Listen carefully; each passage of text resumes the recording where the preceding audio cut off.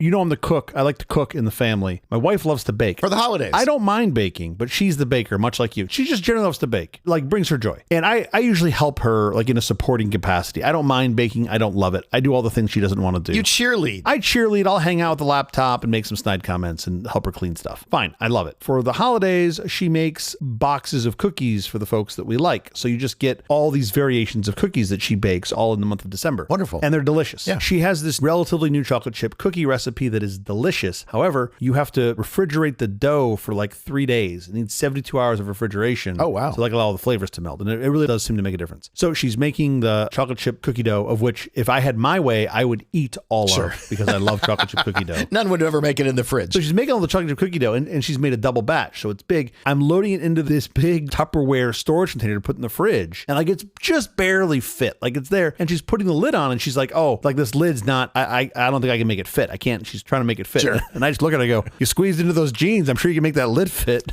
And do you need my couch? she just looks at me and she's like, yeah, as you shove cookie dough into your face, fatso. And I was just like, fair enough. Fair enough. Wow. This is a harsh house. That's like that's an I love you day right there. Quiet, please. I stand by and I'm supportive as my wife calls for takeout food. In 4, 3, 2.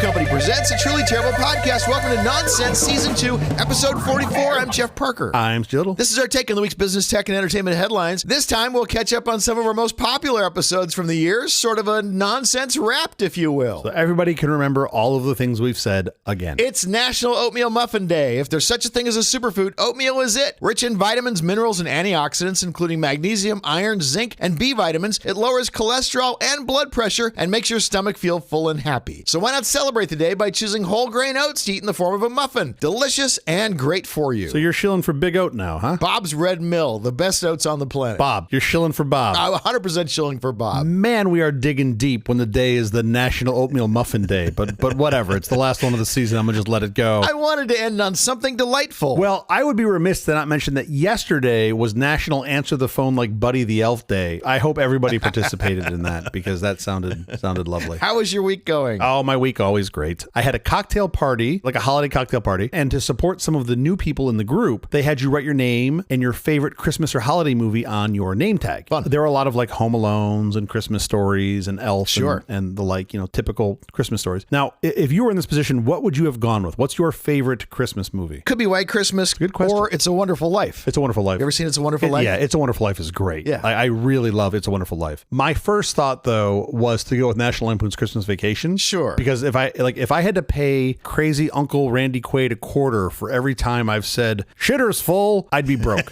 So that's like high on my list. It's quite quotable. But I felt Christmas Vacation felt like it was sort of phoned in, right? Because like everybody knows it and they sees it. So what do you think I went with if I was in this position? If you were there with me? Home Alone. No, that's the boring one. I went with Die Hard. Oh, sure. Because like, how can you not put down Die Hard? Like Die Hard's great. And then it created this whole debate that I didn't expect. Like a third of the cocktail party where people are like, Die Hard's not a Christmas movie. And I was like, yes, it is. What? I was like, what are you talking about? They're like, it's not a Christmas movie. And I was like, I'm willing to die on this hill. Like, oh, sure. Fortunately, one other party goer showed up with Die Hard on his name tag as well, unprovoked by me. So clearly he is my people. Anyway, so it's been great. I'm looking forward to getting through the craziness of the holidays and back into our sort of consistent, familiar groove at nonsense in January. Fantastic. How about you? How's your week? This is the last episode of Season 2, so next time I see you, CJ, on January 9th, everything will be different. Big changes for Season 3. Did you find a new co-host finally? Did you get that Roomba to talk? Is that what you did? For example, instead of sitting here at the table, we're going to sit over there on the steps about 5 feet away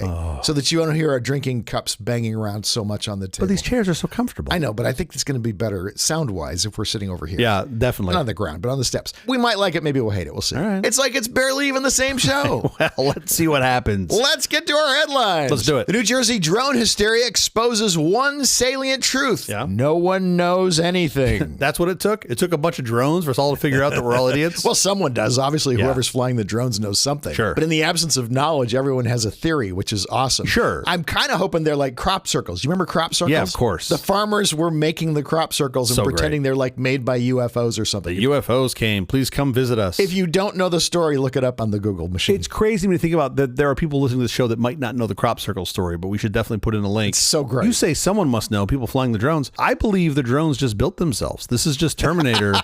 They're AI drones. Yeah, a little ChatGPT version 5 got out of the lab and it went full Wuhan and just built some drones and launched some drones. That's what I think happened. Jeff Van Drew, an actual member of Congress, believes that an Iranian mothership anchored at the Jersey Shore launched the drones. He said it on Fox News. And a day later, he walked back the whole thing because that Iranian ship was actually found in Iran. Odd, weird for it to be over there. Yeah. I mean, look, the fact that what has been said about this publicly from the government is like, everything is fine, nothing to worry, tells me pretty clearly that they know what it is. Of course. And it is completely benign. Because if it wasn't benign, we would have long since shot that shit down. Well, Donald Trump said shoot them down, which, by the way, is 100% illegal. That's what we need. Super dangerous in a densely populated place. Don't shoot at the drones. You know what we don't need is fucking Snooki and the Situation heading out with like their weapon of choice to try to shoot down a bunch of drones. Sure. And here's the thing that I'm shocked when I talk to people and I explain that bullets come down at the speed at which they go up. They have to. And they're just like, sure. Huh? And I'm like, fucking physics. It's not hard. But people's brains are broken. I'm like, you shoot that thing in the air, it comes down somewhere. There's no way you could be flying these things. And maybe they're autonomous. Maybe someone's flying them. We don't know. But I guarantee you someone somewhere in the elected chain has looked at this and said, this is okay. If they're amateur drones, you have to be able to maintain line of sight. That's a nighttime requirement though, right? That's specifically at nighttime. Correct. At daytime, you can fly wherever the fuck you want. The drone operator can't be very far away if it's an amateur drone. They can only go up to 400 feet anyway. They're limited in height. Yeah. And amateur drones, as well as commercial drones, are constantly broadcasting their ID number. Yeah. So you could know where they were in space. Yeah. There was a closed-door briefing on the drones Tuesday. Okay. The White House pressed Congress to provide more authority to address drones in U.S. airspace. Do they call him Scully and Mulder? Yes. Like, that's what it sounds like they should be doing. The smoking man, right? Like, that's... Here's the thing. I don't know what, 10, 15 years ago, damn near every American got a super high-quality video camera in their pocket. Yeah. And all of a sudden, there are no more videos of UFOs. It all just fucking went away. They don't happen anymore. Intel has a win. The ARC B580 GPU is selling out after stellar reviews. They finally got something, huh? I'm going to promote the win. Intel will be restocking these things shortly. Sure. It wasn't even a low volume run for bragging rights. They actually sold out a full run. They've got a hit product. I can't believe how far we've come where now this is the thing we have to celebrate. Oh my God, Intel has a selling product. It's a budget GPU. This is a financial win for them. This is not a technological win. Built on new 4-centimeter technology. Like, did they say centimeter? Like, I'm pretty sure they said centimeter.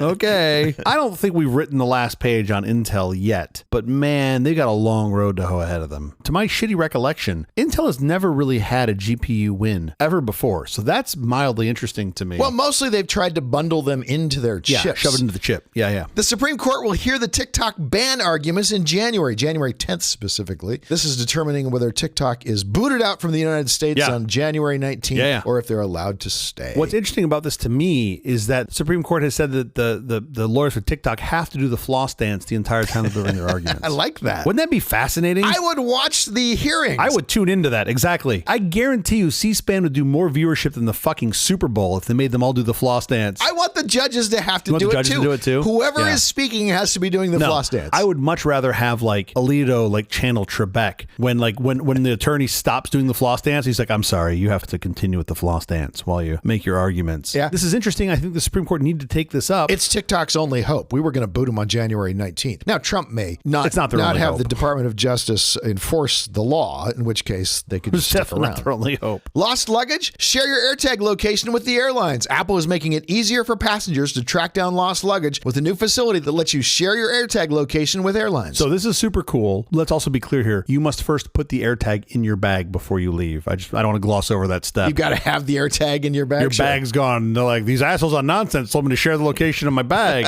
It's like, well, you didn't. You got to step number one is put the anyway. Apple has now allowed you to share you can share temporary access to the location of an AirTag with anybody. It's a loaded link. Yeah, it's a link that's got a time expiry on it. Yeah. Several airlines now have allowed you to submit that URL so that they can help track your bag. Yeah. I've been putting AirTags in my luggage for a while now, and usually just because I like to giggle when I see it get on the plane. I'm like, it's on the plane. And make sure it actually gets on the plane. There's another part to this story. They're going to change the radios. Yeah, better radios. I think they're doing the ultra wideband, which should almost triple the range from which is great. I think right now roughly you're talking about 10 to 30 meters. I'm a big fan. Can't get here soon enough. They're great. They're relatively inexpensive. I put them in all my stuff. I've tried to figure out how to get them like stapled to my kids, and it's good to know where they are. It is worth pointing this out though, because people don't know this about AirTags. They do not work independently. What makes AirTags work is the network of iPhones that are around, not your phone, the network of other phones, right? Anonymous phones. So your AirTag is not going to do anything if there are no iPhones around. Okay, enough of the headlines. Up next, we're going to revisit and update some of the more popular stories we've looked at this year. Oh, updates like Windows updates. This is going to be fun. Well, you're going to have to wait around, and then we're going to have to wait.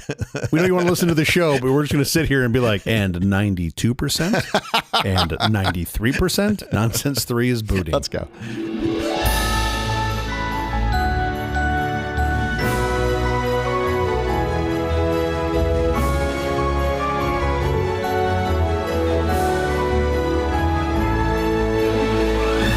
I can't believe we're here. It's the end of the year. Yes. Absolutely amazing. We are at the end, and it seems like there's a lot of the year left. But for us, this is the end. Next time I see you, you'll be a year older. I will be, and probably 20 pounds heavier. You'll be having birthday. Yeah. I thought it would be fun to revisit and update some of the more popular stories that we've talked about during the course of this year, and some from last year. This is like when I'm walking around the street and people are like, hey, tell me about the space junk. I'm like, just listen to the fucking episode. But there might be some new information. There is actually some new information about space junk. There was a new collision that caused there to be a whole bunch more space junk. Always. It's going to be the future. I want to start with a happier story. Sure. In April of this year, we talked about some ineffective drugs, nasal decongestants that actually don't do anything. Oh, I thought you were going to mention how everybody thinks I'm on cocaine now because I make 2 cocaine references in the show. So many people ask me, does CJ do cocaine? It's a joke. Have you seen him? He's as fucking big as a house. If he's doing cocaine, it's not the good stuff.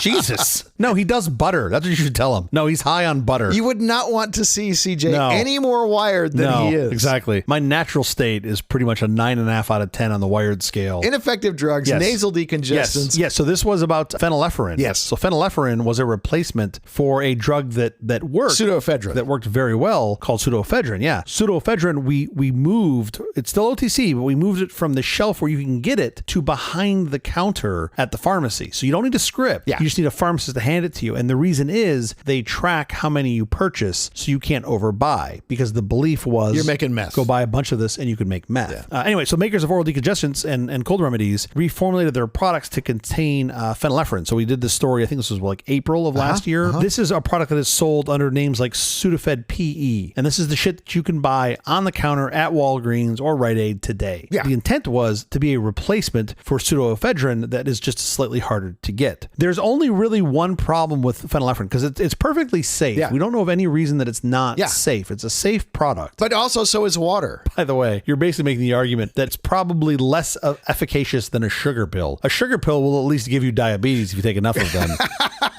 It'll do something. Well, not what you want, but something. Well, you can drown in water. There are problems with water. Water's not perfect. I'm not saying it's perfect. It could be slippery. I get it. You could be slippery. The problem with phenylephrine, again, it's safe. It just doesn't work. It doesn't actually do anything. And we talked about this on the show. I was really fascinated about a couple things. One, how it got to come into existence, which is through this thing called the OTC monograph. And then some studies that were done around this saying, oh, this shit just doesn't work. And information was published. It was sent to the FDA, and the FDA just didn't do anything with it. That's absolutely crazy. If they were being lobbied or if they just didn't get around to it. I mean, the FDA does have some real serious shit they have to contend with, which is probably going to get worse in the coming years. Sure. But specifically, this one thing they just did not touch. I am very pleased to tell our listeners that in November of this year, 2024, last month, more than a year after its advisory panel unanimously declared the drug phenylephrine to be useless against nasal congestion, the FDA is proposing that it be removed from common over-the-counter over-the-counter decongestants. Yay. This is awesome, right? Like, we did it. Nonsense did it. Because of us. I'm sure it was just us. It might have also had something to do with the Non-Prescription Drug Advisory Committee, which met last year, September of 2023. They voted unanimously that the current scientific data does not support that the monograph dosage or oral PE is effective as a nasal decongestant. So basically, Sure.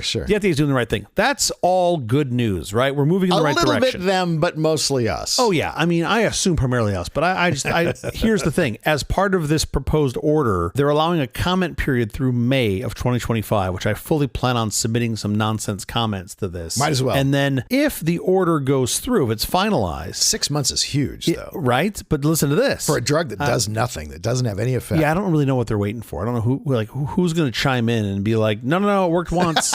I had this one time. Well, there will be some placebo cases where people will think it will have worked. Yeah. So if you don't like the 6-month comment period, you're really not going to like the fact that if approved, this doesn't go into effect for 1 year from the day that it's published. Why is that? We have all agreed at the end of the comment, this doesn't work. Well, let's just sell it for 1 more year. Yeah, exactly. Rite Aid has a lot of stock in the back room. Let's let them clear that out. Don't you think they have some sort of obligation just to be like, well, the FDA has finally said that this doesn't work. You probably shouldn't buy it. More than that. More than you probably shouldn't buy it. Stop selling it for that purpose. Yeah. I mean, at least put up one of those little signs. And if you can't read the sign, if you have one of those little like IKEA diagrams on it that tells you not to take it, little fat guy. Sure. If none of that works on you, then like, okay, go ahead and buy it. No, it is kind of nuts. So what this means is that it'd be almost certainly no sooner than the second half of 2026 when this would be pulled off the market. That's just how long that's going to take. At least it's in progress. I mean, it's crazy that it's going to take that long, but at least it's in progress. Until we get those Doge guys in there to speed it along, make it super efficacious. They'll pull that and insulin off the market at the same time. We did a story about Waymo. Oh, yeah. In April. And it was about how autonomous vehicles and the things they were doing and the testing they were doing. Well, they are now testing autonomous vehicles on the freeways in Phoenix. Yeah. They have not been. They've been on surface streets up until now. Now they're going to be on freeways. Surface streets where? So I know they've been in SF, they're in LA, they're in San Phoenix. Francisco, Los Angeles, Phoenix, and Austin. Sure. Austin, Texas. I want to believe you. The biggest problem with getting these Waymos to work on the freeway was they had to like automate some, because there's no driver in the car, right? There's a driver that can take over, but it's L4 automation. So car is being driven without any humans in it if there's no passengers. The biggest problem with getting them to work on the freeway is they didn't have a way to communicate to other drivers that you're an asshole. So they had to come up with like an automated like finger flip off, like a robot flip off system. A little robot hand comes up and flips them off. There's like a little hologram. Nice. Little robot hand comes out. It just flips you the bird. On the LED screen that puts your initials when you hail the cab, a little hand comes up. It just comes up with a hand. It flips people off. Yeah. But by the way, like if I was driving on the freeway and a robot flipped me off, I think I would laugh. I think I would just be like, isn't that the most cutest, adorable little thing? Hopefully you'd stop doing whatever the offending thing was that caused me to flip fuck that, man. This is my lane. Get the fuck out of my lane. I own this lane. Other news, Waymo is now open to everyone in Los Angeles. It's no longer just for beta users. They operate around 100 autonomous vehicles. They used to have 50. They're up to 100. And if you live in Los Angeles, I would strongly suggest you go try one of these. They are extremely cool. I need like an option where I can tell it not just like temperature of the cabin. I want to know, like, make it smell like Drakkar or like old cigarette butts. Like I need that. Can I have really loud music that I don't understand any of the words in? I need that. You can change the music to whatever you want. But I need like a little mystery. Yeah, but you want to do smells. Like way too much cologne. Like you can't do one pump. It's only 20 pumps or 40 pumps. I want to get in and just be assaulted in the face with smells. Sure. And also I really do wish, oh man, we should do this. We should go take Waymos in the city of LA. And when we're in there, we should put on the driver's seat those little beaded pads. On the empty driver's seat. On the driver's seat, exactly. Could you imagine when a Waymo pulls up, it's got the beaded pad on it? Oh, that would make me so happy. General Motors Robotaxi service Cruise had its license revoked by California regulators and had to end its service in San Francisco, its taxi service, amid safety concerns. They really missed an opportunity to name that taxi service Tom. Why would they have wanted to call it Tom? Tom, by Cruise. Okay. No? Hey, how'd you get here? Tom Cruise. I took a Tom Cruise. I don't care. Give 0 fucks. The only way that you can propel the car forward is you got to bounce up and down in your seat. You got to just bounce up and that's how it goes. Jump up and down on the couch. You got to jump up and down on the couch and be very excited. They're still trying to make their Cruise into some autonomous vehicle. Yeah. They're just getting on the robotaxi business. Yep. Yeah. Right. But they've scaled back their aspirations. Yeah. Tesla is, we also heard about they're doing their own taxi service. Right. That was supposed to be driven by AI. Sure. And apparently they're trying to hire people to remotely pilot their cars. That's not really AI. Yeah. I still think it's for the L4 escalation. I think we read a little too much into that, but I don't think they're going to have a bunch of people just driving around. But who knows? They did it at their unveiling. They have people running the Optimus robots, but what do I know? Yeah, they did it with the Optimus robots. And also, if you watch the BTS video when one of those cars was driving around, you heard it sneeze. They're like, what was that? Some other guy said, bless you behind it. That car just sneezed? No, that definitely wasn't Tom in a bunker in Las Vegas. I don't think the cars were not AI driven. Weren't they? It was just the robots. It was the How Optimus would you ever robots know? that were I don't know. I assume controlled by humans. I have no idea. I assume it was. I think the AI thing that it was doing driving around Warner Brothers just wasn't that Yeah, complicated. but think of the dozens of people that need automated rides around the back lot at Warner Brothers. It's a huge market, measured in hundreds of dollars a year. $200 billion market, you said. Yeah, exactly. $300 of that is the Warner Brothers back lot. They're just starting small. You don't want to go big. You want to go small and go up market. Elon Musk has said he hopes the company can get the required regulatory clearances to operate in Texas and California by next year. So that'll be fine. Just don't kill people. I'm afraid they're going to leave that little spot blank on the application. That's what I'm assuming is going to happen. People you've killed? Well, yeah, there's you have to tell the name of the company, how many vehicles you have, how many people have you injured or maimed or killed with your vehicle, and just be let's leave that blank. They don't give up the video. Yeah, of course. Tesla doesn't give up the video of the accidents. Why would they want to? And there's a guy who's now hacking the computers from those cars. To pull them off? Yes, you can see on YouTube. Oh, wow. You can see tons of videos. That's cool. One of the crazy things was in the Tesla cars, of course, it's not using LiDAR. It's using these little cameras. A hope sensor. The cameras, there's 3 cameras facing forward. Yeah. And they're not even aligned among themselves. Sure. So to one camera, the truck that's going by looks like it's floating 20 feet off the ground. Sure. Because the cameras are not precisely aligned. In the source code, the name of the algorithm is best guess. Not even a very good guess. There's a comment. And then you look at the algorithm, and the algorithm is just literally RAND. You're like, what? Yeah, sure. That's how you're making decisions? There's horrible videos of one of the cameras, of course, seeing that there's an overturned truck on the freeway, and the other camera not seeing it at all because it's night. Yeah. And full speed, they drive into this. Oh, thing. jeez. It's horrific, the videos. It's like the old cartoon where you've got a good angel on one shoulder and a devil on the other. Like the one camera is like, oh no, there's a truck in the road. You should stop. And the other's like, fuck it, speed up. This coffee's getting cold. I mean, at some point, I assume in my lifetime, I'm going to own a vehicle that has at least L4, if not L5 driving capabilities. I'd also like it to have a cartridge-based system, like the old Nintendo NES, where I can load in different driving personalities. Sure. And for as much as I want to own Michael Schumacher, I want to just leave in Morgan Freeman and driving Miss Daisy at all times. Sure. And that's it. And he's just very nice pleasant. And slow, just relax. And he's very nice. Kind of what just driving it around in a Waymo is like. Kind of lovely. Just kind of you know what? I want my kids to be alive when we get there. And then when the kids are out of the car and I've had a couple drinks, then I'll go throw in Lewis Hamilton and see what happens. You're gonna have that one friend, probably me, who gets in and sets it to Thelma and Louise every time. Yeah, right. Oh, fuck, here we go.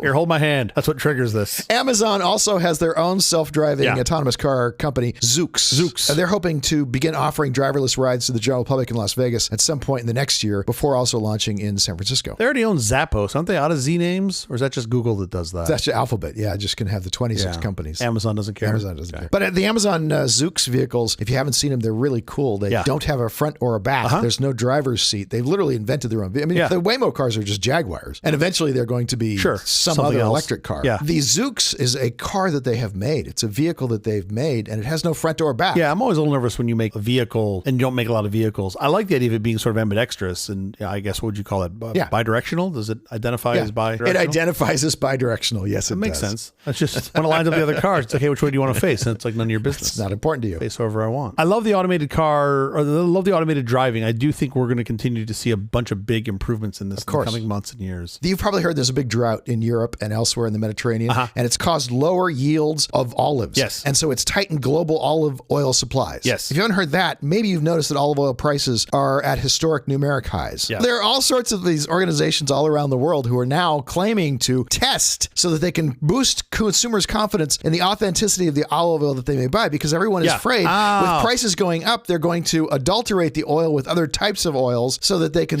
sell more of what they say is olive oil, but it isn't really olive oil. First of all, if you have a desire to adulter some oil, now is the time to do it, because Diddy's getting all the attention for adulterated oil. So now you could do it, slip it right under the radar. Adulterated, yes. What did I say? Adulterated? Yes. Yeah, okay. Words are hard. I know what you're doing now. This is a story we did. This was the end of last season, right? Season 1. Yeah. We did this story in December. Yeah, about the olive oil from California. Olive oil all over the place. Being basically the only legit olive oil. There's all sorts of cheating in olive oil all around the world. Of course. It is fascinating.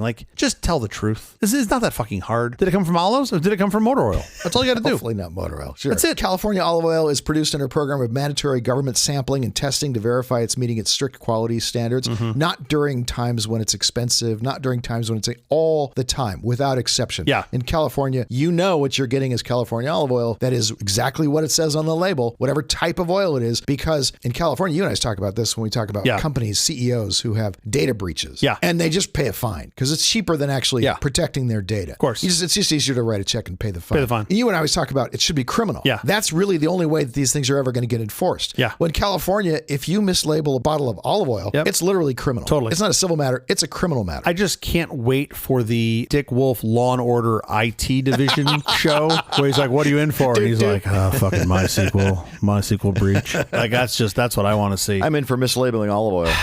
This is frustrating because there's going to be a non-zero number of people who are going to listen to this show and they're going to text me at 5:30 fucking a.m. Pacific time later today when this show airs, and they're going to say the following: "Oh, California, big regulation, blah, blah, blah, the olive oil." And I'm like, the farmers wanted the regulation so that the world could trust them and say, this is really oil. But there's going to be some guy who's like, yeah, I'd like to sell an olive oil, linseed oil blend, and I can't do it in California now. Not if it's labeled solely as olive oil. And that's like anti-competitive. I'm like, it's what the farmers wanted. They wanted you to have to but it's sell. also what the people want. Well, I'm sure it's what the people wanted too, but the farmers are the ones who lobbied and got this thing through. It's pro-consumer. I like what it says in the label to be what I actually consume. It doesn't help the swindlers. Yeah. No, it's not helping the swindlers, the people who are lying to you about what they're selling. But my point is, people are going to bitch about big regulation over this, and it just drives me fucking crazy. And I can't wait for your text messages. I'm not trying to sit here and justify all regulation, but some of it works. Right. They have plenty of ways to grift. Just don't do it with my food. Maybe they could sell olive oil Bibles. Oh, that'd be nice. Extra virgin, 432.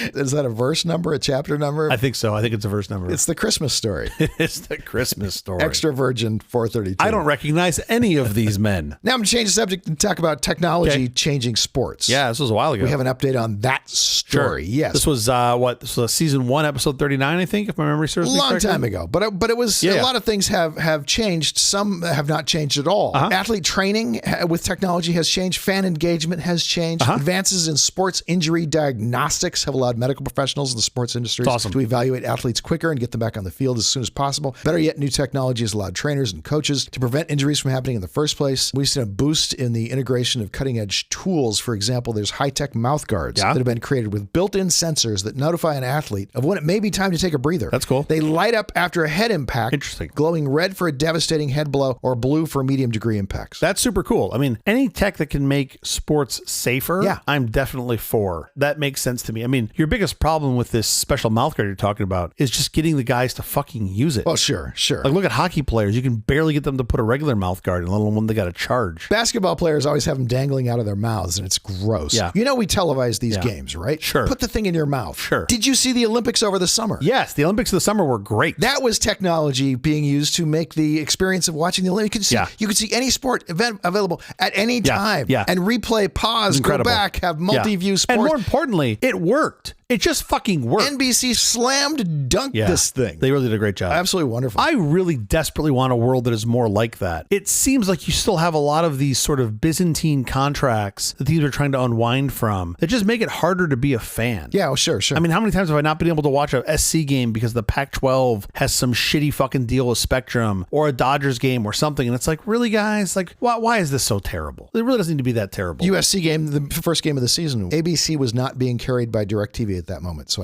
I couldn't see it. So you just get like a fucking camera put on a court reporter who's doing drawings of the game. And you're like, this is not the way I want it. It's 2024, for Christ's sake. I just want to see the goddamn game. Technology's made some inroads into sports in some unlikely places. Probably the most corrupt sport of all. Can I say this is FIFA? Oh, sure. The soccer people. The World Cup video assistant referee makes their games now more fair. And it's been adopted by other leagues, including the Premier League. That is Jeff Parker saying that. Jeff Parker, the other guy, not saying anything bad about FIFA, who don't want to be whacked, is CJ Little. I just beat up on the NHL, which nobody cares about except for some angry Canadians. I'm praising FIFA because they've adopted the video assistant referee, which is great. It makes it so that the referees make a lot less errors. It's amazing. But if you send a couple BTC to their Venmo account, all of a sudden it rules in your team's favor. Maybe. It's just a pay to play, so you put the coin in the slot. Take a look at, on the other hand, AI is fast enough now to call basketball fouls with near perfect consistency. Oh, boy. But the NBA won't use the technology. They don't even use the technology that could let them accurately tell when someone is in or out of bounds touchdowns on a line. I think I know this one. Was it because the technology was like, oh yeah, that guy got slapped. Oh wow, it's a foul. Like was the technology was just so saddened by how, because it's the same tech that does like the hockey games. Sure. And it's like that dude just took a puck at 80 miles an hour. Meanwhile, LeBron gets like skimmed on his head, and all of a sudden he's flailing around on the ground looking for a foul. It doesn't really matter how hard the fouls are or how soft the fouls are, so long as they're called evenly on both sides. That's the part you care You about. can set it. Oh my God, you are a genius. At the start of the game, they should decide what level they want to play. Like, do you want peaceful? Do you want like medium? Or do you want like Mad Max? Like, those should be the 3 settings that you get to pick. You don't go to enough basketball games. If you went to basketball games, you would know the first 5 minutes, that's what the players are all gauging. Oh, really? How harshly are these refs going to call this game? Yeah, but that's hard because 5 minutes in, I'm already nodding off. So it's hard for me to, like, maybe if you could just maybe tap my arm, tell me to wake up a little bit. Let's talk about a sport that really puts you to sleep. The MLB is still dragging their feet on what is now, regardless of what the league otherwise claims, the simplest of improvements, and that is computers calling balls and strikes. Okay, you alluded to something we haven't talked about yet. I love to bag on the MLB. I got to say, they've made some improvements that I think have really made that sport better for somebody like me who has ADD. And Sure. They've sped things up. Yeah. No, they have. For sure. So do more of this. Really do more of this. Like, it is kind of crazy to me that you watch these great long shots from center field that you've got on the catcher, and like you see the pitch and you see the ball and you see the spin and all this crazy shit. Yep. And then yet I see the ball be like 6 inches outside the strike zone. Sure. And the ump's like, strike. And I'm like, okay. Right. Is the graphic in the wrong place? Is the ball in the wrong place? Is the guy just calling his favorites? Does he have like a debt with his bookie? Like, what's happening here? The MLB claims that this is such a difficult thing to have a computer call ball and strikes. Yeah. Other leagues are using it just fine. Other baseball leagues? Absolutely. Oh, really? I didn't know that. That's cool. Oh, for sure. It's not even a very difficult piece of technology. This is not like calling a foul in a basketball game evenly. This is so simple. There are boundaries. There are lines for precisely what is a ball and what is a strike. Yeah, interesting. Okay, I'd support this. Sure. I'd also support even though purists hated it, remember the, what was it called, the Fox track? The tail that they'd put on the hockey puck when somebody would like have a slap shot? That was great for standard def. I thought that was great. I don't need it for high def. I can see hockey in high def. Oh, yeah, okay. Is that better for you? Makes a Okay. big difference for me. Makes it much more viewable. I've never had the problem because if you've played hockey for more than a minute or watched it really for more than a minute, Because you know where the players are looking. you just know where the puck is. You just look where the player's looking is where the puck is. You don't have to see the actual puck. Sure. You sort of know what's going to happen. We're going to move on to the AGI update, artificial general intelligence. Oh, yeah. Talked about this a lot. We've made some advancements. I mean, I feel like you could pick any random 3 episodes of nonsense and at least 2 of them would have us talking about AI in both seasons. for sure, because there have been so many leaps forward. Yeah, so this is sort of nuts. I wanted to pull some general stats from 2024. Now, the global AI market this year was valued at over $279 billion. That's up $80 billion since the start of the year, which is bananas, right? Just how big it is. Tell me about this valuation. I don't see any AI companies actually making profit. Well, yeah, I mean, they're making money. So it seems like valuation is sort of pulled out of whole cloth. Well, yeah, it's definitely pulled out of whole cloth, but you're making some assumptions of what it could be, which again, I agree with you is whole cloth, but that's the state that you're in. You're in this like, I don't know what it could be. It could be giant. I think you've got some pretty smart analysts that are looking at existing businesses and saying, well, if you can apply, I'm making this up, 15% revenue growth and 10% cost savings, that's a 25% increase in margin. And we can apply that out across these industries and say it's worth X, like as what the impact could be in the business. And I think that does back into some modicum of valuation, but you need belief. To me, you know what that sounds like? Snake oil?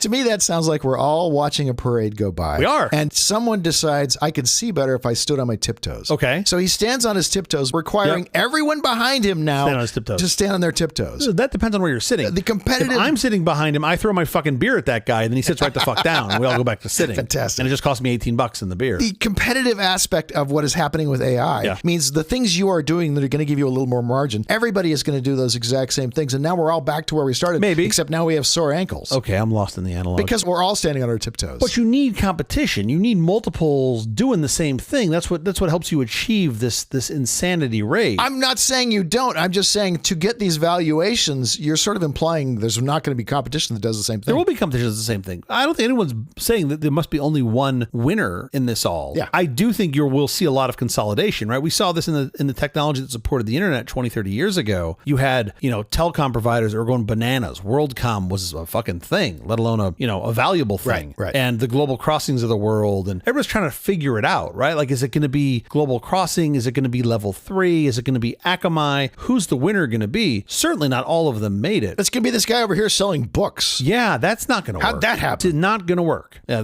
got this weird little bald guy running around selling books. I don't know what to do with it. And he's just like, How's that going to end up being the guy guy who makes the best self-driving car. I mean, Yeah. all the things that they do over there. How's this guy going to make some of the best rocket technology? I'd argue that he executed on Michael Dell's vision, right? Like that was all about just being delivery. Yeah. And like the product didn't matter. And Dell started that and did a great job with it. They just stayed sort of narrowly in the IT sector. Sure. And it is fascinating. I mean, I'm sure someone's written some good stories about this, but how they started with books, which at the time, I mean, I was there with you and I was like, these things are big and heavy and expensive to ship. Yeah. Why the fuck would you start with books? But then you go, oh, well, you've got this like damn near infinite collection. There's no way you can get access to an infinite collection. So why not provide that? And then you go, oh yeah, now you're the store for everything. Yeah. And like, I don't think it clicked in my brain until like the late 2000s, probably around the time that Prime came out. And I was like, oh, now I'm just hooked into the ecosystem. Now I just buy everything from you. Do you think he figured it out? Do you think Jeff Bezos, when he was first starting out with books, thought, I'm not going to stick with books. Books just gets me in the door? Great question. I don't really know. I assume that there was some modicum of thought around moving beyond books. I can't believe he saw everything that they've done now. Could he have seen AWS even? The fact that they're making That's the one. more money, or at least That's as the much one. money as they are from selling products. So yes, if you read, I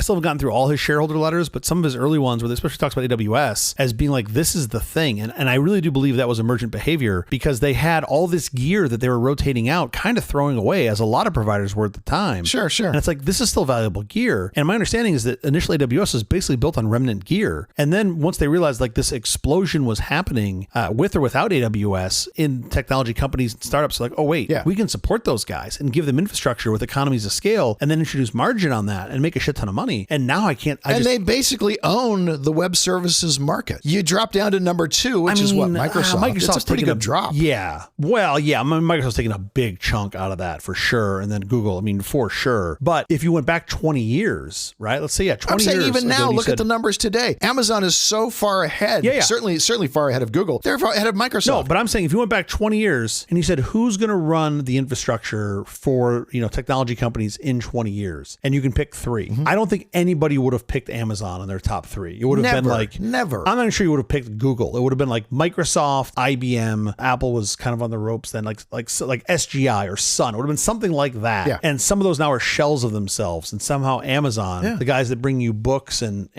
cheap wrapping paper, they're the ones that control figured it or out. provide. Yeah, which is really fascinating. But anyway, we digress. Your question was, how do you value the market? And I think the answer is you don't know. There's a lot of speculation in that. And there's some magic 8 ball. But based on that same sort of bullshit valuation metric. It kind of helps to have the most capital. Well, man. Same thing with like robotaxis. Once you get to tech, I really think the guy with the most capital wins. Yeah. And same thing here in this AI race. Unless the government sues you and breaks you apart. Yeah. Barring that, the most capital is going to win this war. I mean, that might be part of the race here too, is who can race to get there fast enough before they get broken apart. I don't know. Yeah. I mean, this is really fascinating. You're looking at the AI industry. The value of the whole industry is projected to increase by over 6 times in the next 6 years. Wow. That brings you to a total of $1.8 trillion by 2030, right? The AI market is expanding its compound annual growth rate of over 37% between 2022 and 2030. That's the projection. Sure. That is bananas, right? I think you look at that and you go, that's why it's got a high valuation, because this is going to have this massive expansion. By next year, as many as 97 million people will work in the AI space. Yeah. Which came first, that or the money? Sure. The answer is probably both. It really is chicken and egg. But something like 83% of companies claim that AI is a top priority in their business plans going forward. Understandable. Netflix. Humans are expensive. It's much cheaper not to have a human driver. It's much of course. cheaper to have your taxi drive itself. But take this with a grain of salt. Netflix makes $1 billion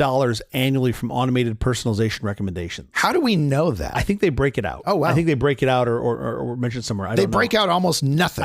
I've seen this number floated before around like the value of their recommendation engine, because they've done several like prizes, like X Prize-esque, where like, if you could make this better, we'll fork over some cash. That's cool. Almost half of businesses already use some form of AI to utilize big data effectively. Sure. 38% of medical providers are using computers as part of their diagnosis, which is impressive to me. Yeah. This year, 2024, 75% of the Y Combinator companies, so their latest cohort was summer of 2024, were focused on AI. I'm sure. 3/4 of them were AI. Not surprised, right? Yeah. The wearable AI market is expected to reach over $180 billion next year. Tell me what a wearable AI device is. I think you're talking about It's anything that microphone that I talk into and it records everything I say. but I think even your watch, even the thing you talked about earlier, right? It's got some modicum of AI in it and is a wearable. All of those things, basically AI applied lied to you, like arguably Singularity version 0.6 Sure. that's almost a $200 billion a year industry. That's bananas. The belief is that AI tech can increase revenue by over $15 trillion by the end of the decade. Wow. That was PwC, by the way, which, I got a modicum of trust in. Who's PwC? PricewaterhouseCoopers. There you go. And then they sort of expect the GDP of local economies to be boosted by an additional 26% as part of this. Because productivity goes up that much. I mean, because we're able to offload so much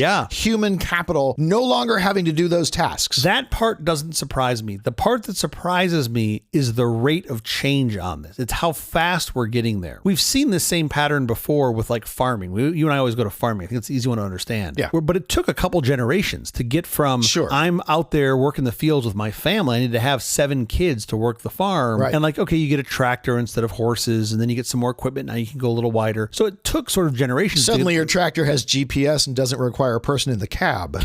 Yeah. Exactly. If we were to reshoot Bill and Ted's, let's just go back and get a fucking farmer and bring them here and be like, hey, check this out. Like that guy's head's going to explode. And he's also going to wonder what we're going to do with all these people. What are we going to put these people to work doing? How are they going to make money? Well, yeah, right. And they're not all We find things for them to do. We do eventually find things for them to do, and they make our lives better because they're not having to focus on just working on the farm. But if you can age out, you sort of generationally in the thing that you knew how to do. So you were raised a farmer, you can sort of keep farming until your end of days. It's a hell of a lot easier to transition than if someone who is trying to age out and they're like, I am a copywriter for a real estate company. And I'm like, buddy, you are not going to retire in that job. There's no chance. Right. And that I do think that I've said this before. That is one of the biggest lessons that we have to teach our kids and all the young people is like, you need to be able to adapt. You need to learn because it's changing so fast. You got to learn to learn. You need to learn efficiently. If there's any one thing I can teach you, it's how to learn, because that's going to be the thing you have to continue to do. So if you have that curiosity, you have that desire to learn, you're going to most likely do much better, because whatever you're going to be doing in 20 years, we don't even know what the fuck that is right now. Yeah. Like we have no idea, and if you were like, go back in time 30, 40 years and be like, you know what? I really like this. I'm a little introverted. I like running this little hut, this little yellow hut. I sell film to people. Everyone loves it. People come and talk to me. It's going to be great. I'm going to do this forever. And then 10 years later, you're like, what the fuck happened? Yeah. This was interesting. Like you're lucky if you can sell batteries now. All right. So those are some updates on some stories that we talked about earlier. Now we got to get out of here quickly before we do. Have you seen or read anything good this week, sir? Well, keeping with my theme from, season 1 and season 2 that I can only describe as short form recommendations by and for the ADHD crowd. That's how I sort of think of my recommendations. Okay. I'm going to end this season with what has been one of my favorite things to watch all year in the short form YouTube no plot category. Okay. And that is, I don't think I've said this to you. This is Sophia Tung. So she's an engineer and a self-described, quote, micromobility enthusiast by nature. Okay. She's worked at Twitter. She built Nitrogen, which is a port of the multi-platform Nintendo DS emulator to iOS and Android. And she built Leaf, which is like this alternate Twitter client. But none of that is how I found Sophia. Backtrack. What is micromobility? She's a micromobility enthusiast. Yeah. She's think like really tiny mobile devices. So she's actually working now on a startup that she's running that is like the little scooters, like the little like bird scooters. Okay. Except these do 70 miles an hour. Oh, wow. Which is fucking petrifying to me. Yes. And that's how I know I'm old. Like I love speed and I love going fast. And I'm like, I am not doing 70 on a scooter. Like, forget doing 70, being the pedestrian and seeing the scooter coming at you at 70 miles an hour. At 70, sure. Well, no, you're in the street at that point. Like you're riding this thing in the street. I hope. That's not how I found her. Okay. She set up a live stream this past summer showing self-driving Waymo cars honking from the San Francisco parking lot near her apartment at all hours of the night. Oh, sure. This is when the cars would come in and like they would want to be very safe and they would just sort of honk the horn at the other car, which is another Waymo car. In a Waymo lot. They're all being courteous of each other. Just happened to be next to where she lives. So she posted this video. She posted a lot, but she posted this one video with a description, quote, you know how when the plane lands and everybody rushes to get up all at once thinking they'll somehow get off the plane faster, but all it does is cause traffic in the aisles and slow everyone down? Yeah. So this is all the Waymos waking up at the same time. Yeah. And it's really awesome to watch. Now, they've fixed this. So Waymo is a kind of apology for the nuisance. They threw an ice cream party at Tung's building. Oh, that's great. They gave Tung some promo codes redeemable for free rides. Wonderful. And they may have underestimated underestimated her though, right? Because after giving a few friends some codes, Tung realized the codes weren't capped in value. So she determined she'd use her last one to ride in a Waymo for like 24 hours. So she visited like tourist destinations like Golden Gate Park. She went to Chinatown. She went to Twin Peaks. 83 miles, 6.5 hours later, her Waymo ended with like 20 miles left, cutting short her plans. Oh my gosh, that's so fun though. I think that is just awesome. And the video is just really fun to watch because it's just this emergent behavior where they all wake up and they all start driving and it's just like a clusterfuck. Sure. And if you do watch this video, which I hope you do, watch, there's one that drives to the exit and it's ready to leave and it's like, oh no, this is way too fun. And it turns and goes back into the melee. And that one just like, that's my spirit Waymo car right there. Sure. The one who was just like, yeah, fuck it, I'm going back into the mix. And it just made me giggle. So it's a really fun video. It's very light. It'll take you all of 3 minutes to watch. That's awesome. And I loved it. How about you? Remember the Night. I was looking for a Christmas movie that we haven't all seen 100 times, and boy, did I find a fun one. Barbara Stanwyck and Fred McMurray in a 1940 American Christmas romantic comedy written by Preston Sturges. I don't know any of these people. These people are all dead before you were born. It's a film from another era. Literally, at one point, the story stops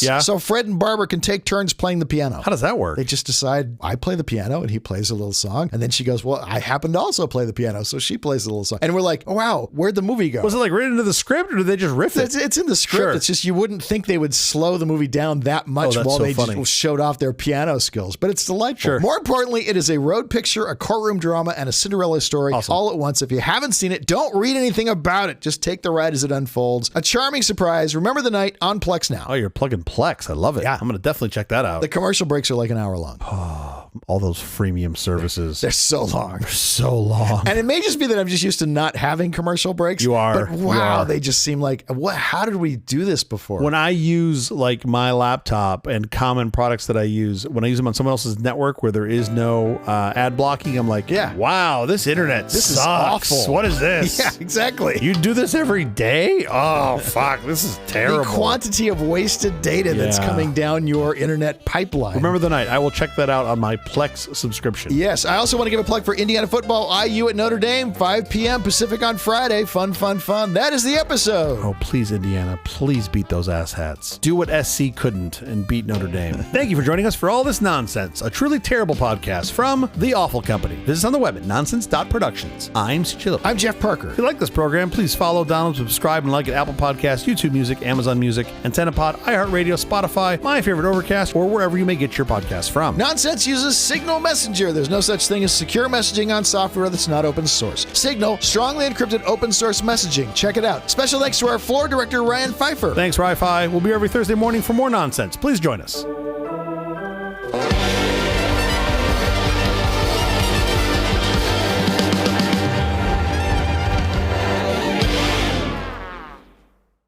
I feel like I need a New Year's tradition. I just don't know what it is. We're going to watch Die Hard 1 through 3. Let's see if I can get my kids to say, yippee-ki-yay, motherfucker. That'll be great going back to school. Hey, buddy, get on the bus. Yippee-ki-yay, motherfucker. Oh, boy. All right, I'll just go home and wait for the call from school.